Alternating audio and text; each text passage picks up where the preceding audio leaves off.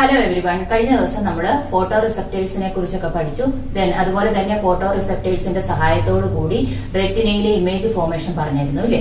Image form ചെയ്ത് കഴിയുമ്പോൾ impulses form ചെയ്യുന്നു. ഈ ഇമ്പൾസസ് എന്ന് പറയുന്നത് ഒപ്റ്റിക് നെർവ് വഴി ബ്രെയിനിലേക്ക് എത്തുന്നു. അതിനുശേഷമാണ് നമ്മളുടെ വിഷൻ പോസിബിൾ ആകുന്നത്, അല്ലെങ്കിൽ കാഴ്ച സാധ്യമാകുന്നത് അല്ലെ. അപ്പൊ ഇവിടെ നോക്കിക്കേ, നമുക്കെന്ന് പറയുന്നത് രണ്ട് ഐസ് ആണുള്ളത് അല്ലെ, രണ്ട് കണ്ണുകളുണ്ട്. അപ്പൊ രണ്ട് കണ്ണുകളിലായിട്ട് രണ്ട് ഇമേജസ് ഫോം ചെയ്യുന്നുണ്ട്. പക്ഷേ നമ്മൾ ഒരു വസ്തുവിനെ കാണുമ്പോൾ അത് ഒന്നിച്ച് ഒറ്റ ഒരു വസ്തുവായിട്ടാണ് കാണുന്നത്, അല്ലാതെ നമ്മൾ വ്യത്യസ്ത രീതിയിലല്ല ഒരു ഒബ്ജക്റ്റിനെ കാണുന്നത് ഇല്ലേ. അതായത് രണ്ട് കണ്ണുകളിൽ രണ്ട് ഇമേജ് ഫോം ചെയ്യുന്നുണ്ട്. ആ രണ്ട് ഇമേജ് ഫോം ചെയ്യുന്നുണ്ടെങ്കിലും നമ്മൾ ആ വസ്തുവിനെ ഒന്നായിട്ടാണ് കാണുന്നത്. അപ്പൊ അത് എന്തുകൊണ്ടാണെന്ന് നമുക്കൊന്ന് നോക്കാം. അതായത് നമ്മളുടെ റെറ്റിനയിൽ എന്തോ ഉണ്ട്, ഫോട്ടോ റിസപ്റ്റേഴ്സ് ഉണ്ട്. അപ്പൊ ഈ ഫോട്ടോ റിസപ്റ്റേഴ്സിലേക്ക് എന്തെത്തുന്നു, ലൈറ്റ് പതിക്കുന്നു.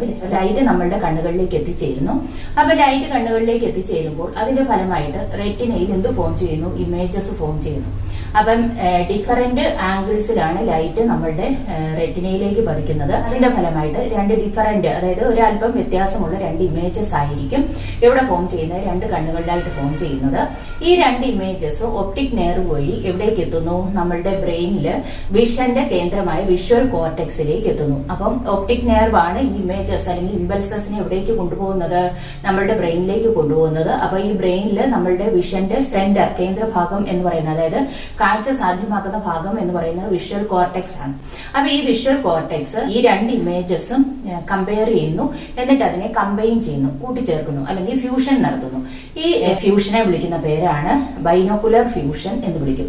അപ്പൊ ഇവിടെ നിന്ന് പറയുന്നത് രണ്ട് ഇമേജസ് ഫോം ചെയ്യുന്നു രണ്ട് കണ്ണുകളിലായിട്ട്. അതിനുള്ള കാരണം എന്ന് പറയുന്നത് ടു ഡിഫറെന്റ് ആംഗിൾസിലാണ് ലൈറ്റ് രണ്ട് കണ്ണുകളിലേക്ക് പതിക്കുന്നത്. ഈ രണ്ട് ഇമേജസും ഒപ്റ്റിക് നെർവ് വഴി നമ്മളുടെ വിഷ്വൽ കോർട്ടെക്സിലേക്ക് എത്തുന്നു. ബ്രെയിന് ഈ രണ്ട് ഇമേജസിനെയും കമ്പയർ ചെയ്യുകയും കമ്പൈൻ ചെയ്യുകയും ചെയ്യുന്നു. ഇതിനെ വിളിക്കുന്ന പേരാണ് ബൈനോക്കുലർ ഫ്യൂഷൻ. ഇതിന്റെ ഫലമായിട്ട് ഈ രണ്ട് ഇമേജസും തമ്മിലുള്ള ഡിഫറൻസ് മനസ്സിലാക്കാൻ സാധിക്കുന്നു. അതുപോലെ തന്നെ നമുക്ക് ഒരു 3D വിഷൻ ലഭിക്കുന്നു, അതായത് ഒരു 3D കാഴ്ച ലഭിക്കുന്നു. ഈ വസ്തുക്കൾ എത്ര അകലത്തിലാണ്, അതായത് വസ്തുക്കൾ തമ്മിലുള്ള ദൂരം, അകലം മനസ്സിലാക്കാൻ, അല്ലെങ്കിൽ വസ്തുക്കൾ അടുത്താണോ അതോ ദൂരെയാണോ എന്ന് മനസ്സിലാക്കാൻ സാധിക്കും. വസ്തുക്കളുടെ ആഴവും മനസ്സിലാക്കാൻ സാധിക്കുന്നു. അപ്പൊ എന്താണ് ബൈനോക്കുലർ ഫ്യൂഷൻ എന്ന് പറഞ്ഞു കഴിഞ്ഞാൽ, അതായത് ഡിഫറെന്റ് ആംഗിൾസിൽ ലൈറ്റ് രണ്ട് ഐസിലേക്ക് പതിക്കുന്നത് കൊണ്ട് രണ്ട് ഡിഫറെന്റ് ഇമേജസ് ആണ് രണ്ട് കണ്ണുകളിലായിട്ട് ഫോം ചെയ്യുന്നത്. ഈ ഇമേജസ് ഒപ്റ്റിക് നെർവ് വഴി വിഷ്വൽ കോർട്ടെക്സിലേക്ക് എത്തുന്നു. അപ്പം ബ്രെയിൻ അതിനെ എന്ത് ചെയ്യുന്നു, ആ ഇമേജസിനെ കമ്പയർ ചെയ്യുന്നു, കമ്പൈൻ ചെയ്യുന്നു. ഈ പ്രോസസ്സിനെ വിളിക്കുന്ന പേര് ബൈനോക്കുലർ ഫ്യൂഷൻ. ഇതിന്റെ ഫലമായിട്ട് ഈ ഇമേജസ് തമ്മിലുള്ള ഡിഫറൻസ് മനസ്സിലാക്കാൻ സാധിക്കുന്നു, 3D വിഷൻ ലഭിക്കുന്നു. അതുപോലെ തന്നെ വസ്തുക്കൾ എത്ര അകലത്തിലാണ്, അതായത് ദൂരെയാണോ അടുത്താണോ, വസ്തുക്കളുടെ ആഴമൊക്കെ മനസ്സിലാക്കാൻ സാധിക്കുന്നു. ഇനി നമ്മുടെ കണ്ണുകളെ ബാധിക്കുന്ന രോഗങ്ങൾ അല്ലെങ്കിൽ തകരാറുകൾ എന്തൊക്കെയാണെന്നൊന്ന് നോക്കാം. അതായത് നമ്മുടെ കണ്ണുകൾക്ക് ധാരാളം തകരാറുകളൊക്കെ ഉണ്ടാകാനുള്ള സാധ്യതയുണ്ട് അല്ലേ. പ്രധാനമായിട്ടും നമ്മുടെ ആഹാര രീതിയിലുള്ള തകരാറുകളൊക്കെ കൊണ്ട് നമുക്ക് പലതരത്തിലുള്ള തകരാറുകൾ, കണ്ണിന് പലതരത്തിലുള്ള തകരാറുകൾ ഉണ്ടാകാം. കണ്ണുകൾക്കുണ്ടാകുന്ന തകരാറുകൾ എന്തൊക്കെയാണെന്ന് നമുക്കൊന്ന് നോക്കാം. ഒന്നെന്ന് പറയുന്നത് ഷോർട്ട് സൈറ്റഡ്നെസ് അല്ലെങ്കിൽ ഹ്രസ്വ ദൃഷ്ടി എന്ന് വിളിക്കും. ഷോർട്ട് സൈറ്റഡ്നെസ് എന്ന് പറഞ്ഞു കഴിഞ്ഞാൽ അടുത്തുള്ള വസ്തുക്കളെ കാണാൻ സാധിക്കും, അകലെയുള്ള വസ്തുക്കളെ കാണാൻ സാധിക്കില്ല. അപ്പൊ ഇതിന് കാരണം എന്ന് പറയുന്നത് എൻലാർജ്ഡ് ഐബോൾ, അതായത് ദൈർഘ്യമുള്ള നേത്രഗോളമുള്ളതാണ്. എന്തിന് കാരണം, ഈ ഷോർട്ട് സൈറ്റഡ്നെസ് അല്ലെങ്കിൽ ഹ്രസ്വദൃഷ്ടിക്കുള്ള കാരണം.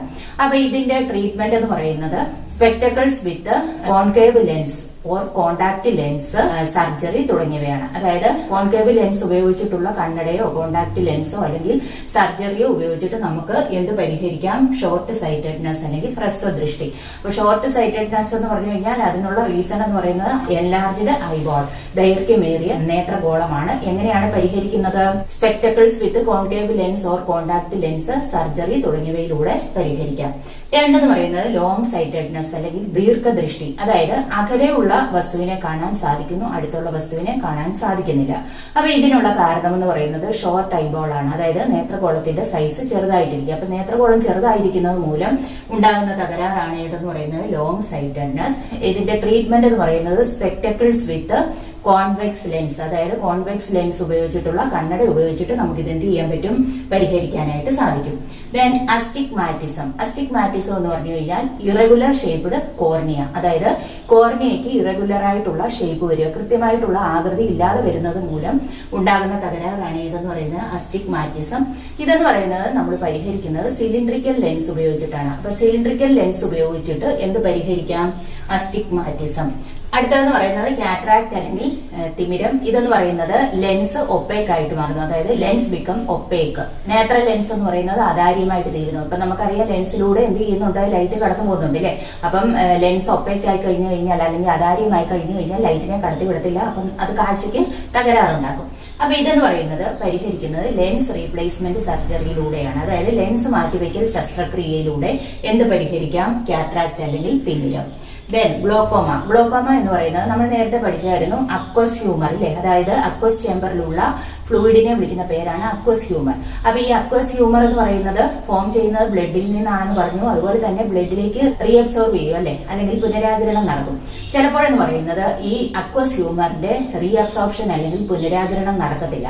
അപ്പൊ ഈ അക്വസ് ഹ്യൂമർ അല്ലെങ്കിൽ അക്വസ് ദ്രവം എന്ന് പറയുന്നത് കണ്ണിനുള്ളിൽ തന്നെ കെട്ടി നിൽക്കും അല്ലെ, പ്രഷർ ഇൻക്രീസ് ചെയ്യുന്നു, മർദ്ദം കൂടുന്നു, അതുപോലെ തന്നെ ഒപ്റ്റിക് നെർവിന് ഡാമേജ് സംഭവിക്കുന്നു. അപ്പോൾ ഒപ്റ്റിക് നെർവിനൊക്കെ ഡാമേജ് ഉണ്ടായി കഴിഞ്ഞു കഴിഞ്ഞാൽ എന്ത് സംഭവിക്കും, ഇമ്പൾസസ് ഒന്നും കടന്നു പോകത്തില്ല അല്ലെ. അപ്പൊ ഇങ്ങനെ അക്വസ് ഹ്യൂമറിന്റെ പുനരാകിരണം നടക്കാതെ വരുമ്പോൾ മർദ്ദം കൂടുകയും അതുപോലെ തന്നെ നേത്രനാടിക്ക് തകരാറ് സംഭവിക്കുകയും ചെയ്യുന്ന അവസ്ഥയാണ് ഏതെന്ന് പറയുന്നത് ഗ്ലോക്കോമ. ഇതെന്ന് പറയുന്നത് പരിഹരിക്കുന്നത് ലേസർ സർജറിയിലൂടെയാണ്, അതായത് ലേസർ ചികിത്സയിലൂടെ എന്ത് പരിഹരിക്കാം, ഗ്ലോക്കോമ പരിഹരിക്കാം. ദെൻ അടുത്തതെന്ന് പറയുന്നത് കൺജങ്ടൈവിറ്റീസ് അല്ലെങ്കിൽ ചെങ്കണ്ണ്. കൺജങ്ടൈവിറ്റീസ് എന്ന് പറഞ്ഞു കഴിഞ്ഞാൽ ഇൻഫെക്ഷൻ ഇൻ ദ കൺജങ്ടൈവ, അതായത് കൺജങ്ടൈവ അല്ലെങ്കിൽ നേത്രാവരണത്തിന് അണുബാധ ഉണ്ടാകുന്നതിനെയാണ് എന്തെന്ന് വിളിക്കുന്നത്, കൺജങ്ടൈവിറ്റീസ് അല്ലെങ്കിൽ ചെങ്കണ്ണ്. ഇതൊക്കെ എല്ലാവർക്കും മിക്കവാറും വന്നിട്ടുണ്ടാകും, ചെങ്കണ്ണ് അല്ലെ, അല്ലെങ്കിൽ കൺജങ്ടൈവിറ്റീസ്. ഇതെന്ന് പറയുന്നത് കൺജങ്ടൈവയ്ക്ക് ഉണ്ടാകുന്ന ഇൻഫെക്ഷൻ അല്ലെങ്കിൽ അണുബാധയാണ്. അപ്പൊ ഇത് ഒഴിവാക്കാനായിട്ട് മെയിൻറ്റെയിൻ പേഴ്സണൽ ഹൈജീൻ, അതായത് വ്യക്തി ശുചിത്വം പാലിക്കുക. അതുപോലെ തന്നെ കൈകളൊക്കെ, അതായത് വൃത്തിയല്ലാത്ത കൈകളൊക്കെ ഉപയോഗിച്ചിട്ട് കൂടെ കൂടെ ഒക്കെ കണ്ണിൽ തൊടുക തുടങ്ങിയ കാര്യങ്ങളൊക്കെ ഒഴിവാക്കി കഴിഞ്ഞു കഴിഞ്ഞാൽ നമുക്ക് എന്ത് ഒഴിവാക്കാം, കൺജങ്ടൈവിറ്റീസ് അല്ലെങ്കിൽ ചെങ്കണ്ണ് ഒഴിവാക്കാം. അപ്പൊ മെയിൻറ്റെയിൻ പേഴ്സണൽ ഹൈജീൻ അല്ലെങ്കിൽ വ്യക്തി ശുചിത്വം പാലിക്കുക. അതുപോലെ തന്നെ കണ്ണുകളിലൊക്കെ തൊടുന്നത് ഒഴിവാക്കുക. അടുത്തത് ഡയബറ്റിക് റെറ്റിനോപ്പതി. ഡയബറ്റിക് റെറ്റിനോപ്പതി എന്ന് പറഞ്ഞു കഴിഞ്ഞാൽ ഡയബറ്റീസ് കൂടുന്നത് മൂലം ആൾക്കാർക്ക് എന്ത് ചെയ്യുന്നു, കാഴ്ചശക്തി കുറയുന്നു. അതിനെയാണ് എന്താന്ന് വിളിക്കുന്നത്, ഡയബറ്റിക് റെറ്റിനോപ്പതി. അപ്പൊ ഇതെന്ന് പറയുന്നത് ഡയബറ്റീസ് കൺട്രോൾ ചെയ്യുക, അതായത് പ്രമേഹം, ഷുഗർ ലെവല് കൂടുന്നത് എന്ത് ചെയ്യണം, നിയന്ത്രിക്കണം. അപ്പൊ അതിനു വേണ്ടിയിട്ട് നമ്മുടെ ഭക്ഷണക്രമത്തിലൊക്കെ എന്ത് ചെയ്യുക, കൺട്രോൾ അല്ലെങ്കിൽ നിയന്ത്രണം കൊണ്ടുവരിക. അങ്ങനെ നിയന്ത്രണം കൊണ്ടുവരുന്നതിലൂടെ ഡയബറ്റീസ് കൺട്രോൾ ചെയ്യുക അല്ലെ. അപ്പൊ ഈ പ്രമേഹം നിയന്ത്രിക്കുന്നതിലൂടെ നമുക്ക് എന്ത് പരിഹരിക്കാം, ഈ ഡയബറ്റിക് റെറ്റിനോപ്പതി പരിഹരിക്കാം. ദെൻ നൈറ്റ് ബ്ലൈൻഡ്നെസ് അല്ലെങ്കിൽ നിശാന്തത. അതായത് നൈറ്റ് ബ്ലൈൻഡ്നെസ് എന്ന് പറഞ്ഞു കഴിഞ്ഞാൽ ഡിം ലൈറ്റിൽ കാണാൻ സാധിക്കാതെ വരുന്ന കണ്ടീഷനെയാണ് എന്തെന്ന് വിളിക്കുന്നത്, നൈറ്റ് ബ്ലൈൻഡ്നെസ് അല്ലെങ്കിൽ നിശാന്തത. അപ്പൊ ഇതിനുള്ള റീസൺ എന്ന് പറയുന്നത് ഡെഫിഷ്യൻസി ഓഫ് വിറ്റമിൻ എ, അതായത് നമ്മൾ കഴിക്കുന്ന ആഹാരത്തിൽ വിറ്റമിൻ എയുടെ അളവ് കുറയുന്നത് മൂലം ഉണ്ടാകുന്ന തകരാറാണ് നൈറ്റ് ബ്ലൈൻഡ്നെസ്. ഇതുമൂലം നമുക്ക് ഡിം ലൈറ്റിൽ വിഷൻ പോസിബിൾ ആകത്തില്ല.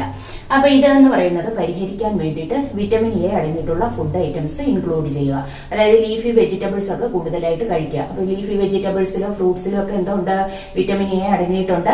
അപ്പൊ അങ്ങനെ വിറ്റമിൻ എ ഉള്ളിലേക്ക് ചെല്ലുമ്പോൾ എന്ത് നമുക്ക് പരിഹരിക്കാൻ സാധിക്കും, നൈറ്റ് ബ്ലൈൻഡ്നെസ് അല്ലെങ്കിൽ നിശാന്തത. ദെൻ അതുപോലെ തന്നെ ഡോക്ടേഴ്സിനെ ഒക്കെ കണ്ടിട്ട് വിറ്റമിൻ എ സപ്ലിമെന്റ്സ് ഒക്കെ കഴിക്കുക. Then xerophthalmia. സിറോഫ്താൽമിയ എന്ന് പറഞ്ഞാൽ ഇതും വിറ്റമിൻ എയുടെ ഡെഫിഷ്യൻസിയാണ്, പക്ഷേ prolonged deficiency of vitamin A, അതായത് ദീർഘനാളായിട്ട് വിറ്റമിൻ എയുടെ അഭാവം ഉണ്ടാകുമ്പോൾ വരുന്ന തകരാറാണ് ഏതെന്ന് പറയുന്നത് സിറോഫ്താൽമിയ. കോർണിയ ബിക്കം ഒപ്പേക്ക്, അതായത് കോർണിയ അതാര്യമായിട്ട് തീരുന്നു.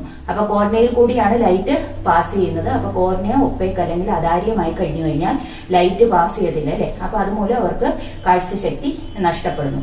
അപ്പൊ ഇത് എങ്ങനെയാണ് പരിഹരിക്കാൻ പറ്റുക, include vitamin A enriched food items അല്ലെ, അതായത് വിറ്റമിൻ എ അടങ്ങിയിട്ടുള്ള ആഹാരം കഴിക്കുക, അതുപോലെ തന്നെ വിറ്റമിൻ എ സപ്ലിമെന്റ്സ് ഒക്കെ എടുക്കുക. അപ്പൊ ഇതിലൂടെ നമുക്ക് എന്ത് പരിഹരിക്കാൻ സാധിക്കും, സിറോഫ്താൽമിയ. അപ്പൊ ഇതെല്ലാം നമ്മളുടെ കണ്ണുകളെ ബാധിക്കുന്ന തകരാറുകളാണ്. അപ്പൊ പ്രോപ്പറായിട്ട് ഇവ പരിഹരിച്ചില്ല എന്നുണ്ടെങ്കിൽ നമ്മളുടെ വിഷനെ അല്ലെ അല്ലെങ്കിൽ കാഴ്ചയെ അത് സാരമായിട്ട് ബാധിക്കും. നമ്മളുടെ ഡെയിലി ആക്ടിവിറ്റീസ് ഒക്കെ കറക്റ്റായിട്ട് നടക്കത്തില്ല. നമുക്കറിയാം ഇപ്പൊ കണ്ണുകൾ ഉള്ളത് കൊണ്ടാണ് നമുക്ക് ചുറ്റുപാട് നടക്കുന്ന കാര്യങ്ങൾ അറിയാനും പല കാര്യങ്ങളും ചെയ്യാൻ കഴിയുന്നത് അല്ലേ. അപ്പൊ ഈ കണ്ണുകളുടെ കാഴ്ച നഷ്ടപ്പെട്ടാലത്തെ അവസ്ഥ ചിന്തിക്കാൻ കൂടി കഴിയില്ല. അതുകൊണ്ട് കണ്ണുകളെ എന്ത് ചെയ്യുക, നല്ല രീതിയിൽ തന്നെ പ്രൊട്ടക്ട് ചെയ്യുക. ഇനി നമ്മളുടെ കണ്ണുകളെ പ്രൊട്ടക്ട് ചെയ്യാൻ വേണ്ടിയിട്ട് വേൾഡ് സൈറ്റ് ഡേ, ലോക കാഴ്ചാ ദിനം നമ്മൾ എന്ത് ചെയ്യുന്നുണ്ട്, ആചരിക്കുന്നുണ്ട്. അതെന്ന് പറയുന്നത് ഒക്ടോബറിലെ സെക്കൻഡ് തേഴ്സ്ഡേ ആണ്. അതായത് ഒക്ടോബർ മാസത്തിലെ 2ാമത്തെ വ്യാഴാഴ്ചയാണ് നമ്മൾ വേൾഡ് സൈറ്റ് ഡേ ആയിട്ട് ആചരിക്കുന്നത്. അപ്പം ഇതിന്റെ ഉദ്ദേശം എന്ന് പറയുന്നത് നേത്രാരോഗ്യമാണ്. അതായത് ഹെൽത്ത് ഓഫ് ഐ ഇല്ലേ, കണ്ണിന്റെ ആരോഗ്യത്തെ പ്രോപ്പറായിട്ട് കാത്തു സൂക്ഷിക്കുക എന്നുള്ളതാണ് ഇതിന്റെ ഉദ്ദേശം. അപ്പൊ WHO എന്ന് പറഞ്ഞു കഴിഞ്ഞാൽ എന്താണ്, വേൾഡ് ഹെൽത്ത് ഓർഗനൈസേഷൻ. അതുപോലെ തന്നെ IAPB എന്ന് പറഞ്ഞാൽ international agency for the prevention of blindness, അതായത് അന്തർദേശീയ അന്ധത തടയൽ ഏജൻസിയും ചേർന്നിട്ടാണ് ഈ ദിനം ആചരിക്കുന്നത്. അതായത് ഇവരുടെ ആഹ്വാന പ്രകാരമാണ് നമ്മൾ വേൾഡ് സൈറ്റ് ഡേ, ലോക കാഴ്ചാ ദിനം ആചരിക്കുന്നത്. എന്നാണത്, ഒക്ടോബർ മാസത്തിലെ സെക്കൻഡ് തേഴ്സ്ഡേ അല്ലെ, 2ാമത്തെ വ്യാഴാഴ്ചയിലാണ് ഇത് ആചരിക്കുന്നത്. അപ്പൊ ഈ 2024 വേൾഡ് സൈറ്റ് ഡേയുടെ മെസ്സേജ് എന്ന് പറയുന്നത് ചിൽഡ്രൻ ലവ് യുവർ ഐസ്, കുട്ടികളെ നിങ്ങളുടെ കണ്ണുകളെ സ്നേഹിക്കൂ എന്നായിരുന്നു. ഇനി നമുക്കറിയാം നമ്മളുടെ കണ്ണുകൾ വളരെയധികം ഇമ്പോർട്ടന്റ് ആണ് അല്ലേ. ബാഹ്യലോകത്തെ കുറിച്ച് നമ്മൾ കൂടുതലും മനസ്സിലാക്കുന്നത് നമ്മളുടെ കണ്ണുകൾ ഉപയോഗിച്ചിട്ടാണ്. അപ്പൊ കണ്ണുകളുടെ ആരോഗ്യം വളരെ പ്രധാനമാണ്. അപ്പൊ നമ്മളുടെ കണ്ണുകളുടെ പ്രൊട്ടക്ഷന് വേണ്ടിയിട്ട് നമുക്ക് എന്തൊക്കെ ചെയ്യാം, ഇടയ്ക്കിടയ്ക്ക് എന്ത് ചെയ്യുക, കണ്ണുകൾ കഴുകുക. Wash the eyes frequently with clean water, അതായത് ശുദ്ധജലം ഉപയോഗിച്ചിട്ട് ഇടവിട്ട് കണ്ണുകൾ കഴുകുക. Do not touch the eyes, അതായത് കൈകൾ ഉപയോഗിച്ചിട്ട് തൊടുന്നത് ഒഴിവാക്കുക. ഇനി കണ്ണുകൾ തൊടുകയാണെന്നുണ്ടെങ്കിൽ before touching eyes wash the hands, അതായത് കണ്ണുകളിൽ തൊടുന്നതിന് മുമ്പ് കൈകൾ വൃത്തിയായിട്ട് കഴുകുക. റെഡ്യൂസ് സ്ക്രീൻ ടൈം, അതായത് ലാപ്ടോപ്പും കമ്പ്യൂട്ടറും TV ഒക്കെ കൂടുതലായിട്ട് ഉപയോഗിക്കുന്നത് ഒഴിവാക്കുക. അപ്പോൾ അവയുടെ ഉപയോഗം കുറയ്ക്കുക, അത് വളരെ ഇമ്പോർട്ടന്റ് ആണ്. അതുപോലെ തന്നെ include vitamin A enriched food items, അതായത് ലീഫി വെജിറ്റബിൾസും ഫ്രൂട്ട്സും ഒക്കെ കൂടുതലായിട്ട് ഫുഡിൽ ഇൻക്ലൂഡ് ചെയ്യുക. ഗെറ്റ് ഇനഫ് സ്ലീപ്പ്, ആവശ്യത്തിന് ഉറക്കം ലഭിക്കുക. അപ്പൊ ഇവയെല്ലാം നമ്മളുടെ ഐയുടെ പ്രൊട്ടക്ഷന് വേണ്ടിയിട്ട് ചെയ്യാൻ പറ്റുന്ന കാര്യങ്ങളാണ്. നിങ്ങൾ ഐ ഡൊണേഷൻ അല്ലെങ്കിൽ നേത്രദാനത്തെ കുറിച്ച് കേട്ടിട്ടുണ്ടാകും. നമ്മൾ മരിച്ചു കഴിഞ്ഞാൽ നമ്മളുടെ കണ്ണുകൾ എന്ന് പറയുന്നത് 2 പേർക്ക് എന്ത് നൽകും, കാഴ്ച നൽകും ഇല്ലേ. കോർണിയയുടെ തകരാറ് മൂലമാണ് കാഴ്ചശക്തി നഷ്ടപ്പെട്ടിട്ടുള്ളത് എങ്കിൽ നമ്മളുടെ മരണശേഷം നമ്മളുടെ കണ്ണുകൾ ദാനം ചെയ്യുകയാണെന്നുണ്ടെങ്കിൽ 2 പേർക്ക് ആ കോർണിയ കൊടുക്കുകയും അവർക്ക് കാഴ്ച ലഭിക്കുകയും ചെയ്യും. അപ്പൊ ഇവിടെ നിന്ന് പറയുന്നത് നമ്മൾ മരിച്ചു കഴിഞ്ഞാൽ നമ്മളുടെ കണ്ണുകൾക്ക് ഈ ലോകത്തെ കാണാൻ സാധിക്കുന്നു. അത് വളരെ നല്ല കാര്യമാണ്. നേത്രദാനം മഹാദാനം ഇല്ലേ. അപ്പം നമ്മളുടെ കണ്ണുകൾ മറ്റുള്ളവർക്ക് കാഴ്ച ഏകാനായിട്ട് സഹായിക്കട്ടെ. അപ്പൊ അങ്ങനെ വേണമെങ്കിൽ നമുക്ക് എന്ത് ചെയ്യാൻ പറ്റും, നേത്രദാനം നടത്താനായിട്ട് സാധിക്കും. ഐ ടെസ്റ്റ്, കാഴ്ചയിൽ എന്തെങ്കിലും തകരാറ് വരുമ്പോഴത്തേക്ക് നമ്മൾ എന്ത് ചെയ്യാറുണ്ട്, ഐ ടെസ്റ്റ് നടത്താറുണ്ട് അല്ലേ. അതായത് ഡോക്ടേഴ്സിനെ കാണുന്നു, അവർ ഐ ടെസ്റ്റ് നിർദ്ദേശിക്കും. അപ്പൊ അവിടെ എന്ന് പറയുന്നത് ഐ ടെസ്റ്റിന് വേണ്ടിയിട്ട് ഒരു ചാർട്ട് വെച്ചിട്ടുണ്ടാകും. അതായത് ലെറ്റേഴ്സ്, അക്ഷരങ്ങൾ ഇങ്ങനെ കൊടുത്തിരിക്കുന്നല്ലേ. അതായത് വലിയ അക്ഷരങ്ങൾ മുതൽ ഇങ്ങനെ ചെറുതായിട്ടുള്ള അക്ഷരങ്ങൾ വരെ ഉണ്ടായിരിക്കും. അപ്പൊ ആ ലെറ്റേഴ്സ് നമ്മൾ എന്ത് ചെയ്യണം, വായിക്കണം അല്ലെ. ഓരോ കണ്ണുകൾ ഉപയോഗിച്ചിട്ട് നമ്മൾ വായിക്കുന്നു. അതെന്ന് പറയുന്നത് ഏകദേശം 20 ഫീറ്റ് അകലെ ഡിസ്റ്റൻസ് ഉണ്ടായിരിക്കും. അതായത് ആ ചാർട്ട് നമ്മളും തമ്മിൽ ഏകദേശം 20 അടിയോളം ദൂരത്തിലായിരിക്കും ഉള്ളത്. എന്നിട്ട് നമ്മൾ ആ ചാർട്ടിലെ ലെറ്റേഴ്സ് ഒക്കെ വായിക്കുന്നു. അപ്പം തീരെ ചെറിയ അക്ഷരങ്ങളൊക്കെ ചിലപ്പോൾ എന്ത് ചെയ്യാൻ പറ്റില്ല, വായിക്കാനൊന്നും സാധിക്കില്ല. അപ്പൊ അങ്ങനെ അതിലൂടെ നമ്മളുടെ ഡിഫക്റ്റ് കണ്ടുപിടിക്കുകയും ചെയ്യുന്നു. അപ്പൊ ആ ചാർട്ടിനെ വിളിക്കുന്ന പേര് സ്നെല്ലൻ ചാർട്ട് എന്നാണ്. അപ്പം സാധാരണഗതിയിൽ അതാണ് യൂസ് ചെയ്യുന്നത്. ഇത് കൂടാതെ മോഡേൺ ആയിട്ടുള്ള ധാരാളം ഡിവൈസസ്, ഉപകരണങ്ങളൊക്കെ ഇപ്പം ഐ ടെസ്റ്റിന് വേണ്ടിയിട്ട് ഉപയോഗിക്കുന്നുണ്ട്. അതിന് എക്സാമ്പിൾ ആണ് റെറ്റിനോസ്കോപ്പ്, ടോണോമീറ്റർ, ഇഷിഹാര പ്ലേറ്റ് തുടങ്ങിയവയൊക്കെ ഇപ്പോൾ ഉപയോഗിക്കുന്ന ഡിവൈസസ് ആണ്. അപ്പൊ ഇവയൊക്കെ ഉപയോഗിച്ചിട്ട് നമുക്ക് എന്ത് ചെയ്യാൻ പറ്റും, നമ്മളുടെ കണ്ണുകളുടെ തകരാറ് കണ്ടുപിടിക്കാനായിട്ട് സാധിക്കും. അപ്പം ഡോക്ടർമാരുടെ നിർദ്ദേശപ്രകാരം ആവശ്യമായിട്ടുള്ള ട്രീറ്റ്മെന്റ് ഒക്കെ എടുത്തു കഴിഞ്ഞാൽ നമുക്ക് നമ്മളുടെ കണ്ണുകളെ എന്ത് ചെയ്യാൻ പറ്റും, സംരക്ഷിക്കാനായിട്ട് സാധിക്കും. അപ്പൊ ഇത്രയേ ഉള്ളൂ നമ്മളുടെ കണ്ണുകളെ കുറിച്ച് പറയാൻ. അതായത് ഐയുടെ പാർട്സും ഫങ്ഷൻസും വിഷനും ഒക്കെ നമ്മൾ പറഞ്ഞു. അതുപോലെ തന്നെ ഐസിനെ ബാധിക്കുന്ന തകരാറുകളും ഒക്കെ പറഞ്ഞു. അപ്പൊ ഐയുമായിട്ട് ബന്ധപ്പെട്ടിട്ടുള്ള ഭാഗം കഴിഞ്ഞിട്ടുണ്ട്. ഇനി നമുക്ക് പഠിക്കാനുള്ളത് ഇയറിനെ കുറിച്ചാണ്. അതിനെക്കുറിച്ച് നമുക്ക് അടുത്ത ക്ലാസ്സിൽ പഠിക്കാം. ഇന്ന് പറഞ്ഞ കാര്യങ്ങൾ എല്ലാവർക്കും മനസ്സിലായി കാണുമെന്ന് പ്രതീക്ഷിക്കുന്നു. താങ്ക്